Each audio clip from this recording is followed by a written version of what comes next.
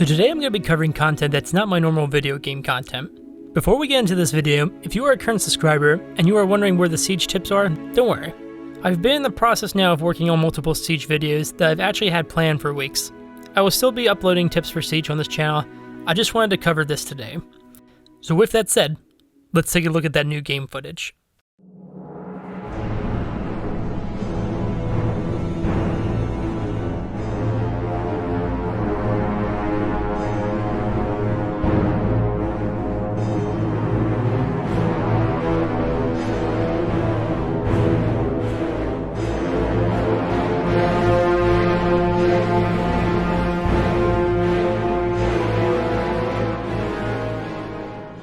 Battle for Middle-earth was the first PC game I ever owned, and with Lord of the Rings becoming a worldwide phenomenon, it was no surprise that my love for the series would turn me to this game.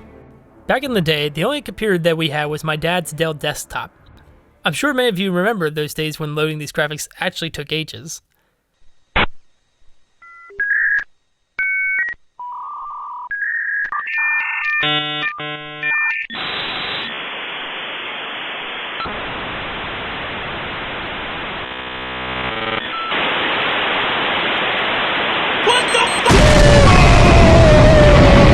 It really is amazing to see how far technology has taken us, and I'm glad to see that this game is making a return.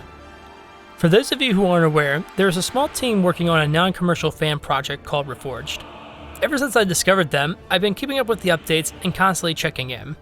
But just this week, they finally released gameplay footage, and my gosh, does it look amazing. As soon as that menu popped up, the nostalgia just started flooding in. This brings back so many memories, and to see one of my childhood games coming back just gives me energy. The buildings look fantastic, the terrain is vibrant and detailed. Even when you zoom in, you can see the models clearly. Now there are a couple of things I noticed that some of you may not have picked up upon. If you look at the bottom left menu, we see what looks to be a green scroll icon. This could just be an Unreal Engine control that they just put in for development. But if it was my betting money, I think that these are the new spells that they were talking about. Another thing you may not have noticed is that when you explore an area, the regions you have explored now don't seem to stay on the map unless there is a building or unit near it. Back in the original games, if you explored a place and then left it, even though you couldn't see it in real time, you could still see the landscape and where previous enemy structures were. I don't know if this is something that the Reforged team has set in stone, or if it was just turned on to make the gameplay run smoothly.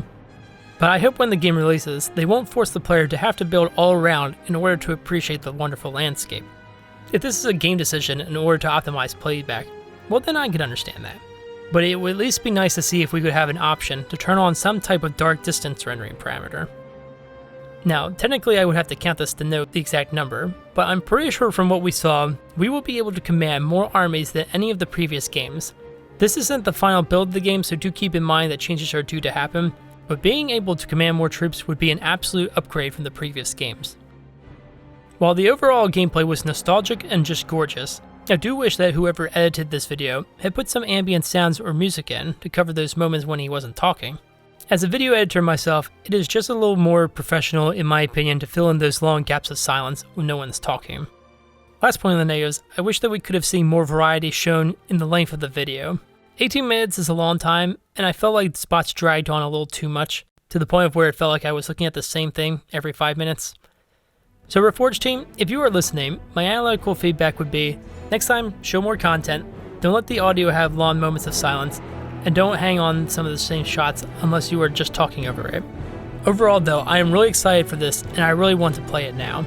I was even shocked to see Hidden Xperia commenting on the video, which just goes to show that this game still has a hungry audience. Anyways, if you are someone who is excited for this game, please feel free to subscribe, as I will certainly be uploading gameplay and updates on this game. And lastly, comment below what you are most excited for, and what were your favorite memories when playing the Battle for Middle-earth games. Till next time.